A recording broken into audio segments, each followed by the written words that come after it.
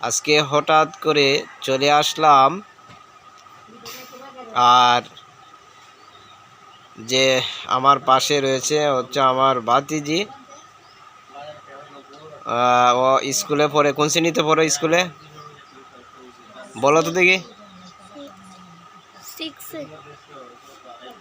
Class 6, অর্থাৎ ষষ্ঠ শ্রেণী না, হাই স্কুলে ষষ্ঠ শ্রেণীতে লেখাপড়া করে সে। আচ্ছা, তোমাকে যদি আমি সাধারণ জ্ঞান থেকে ছোট্ট একটি প্রশ্ন করি, উত্তর দিতে পারবা?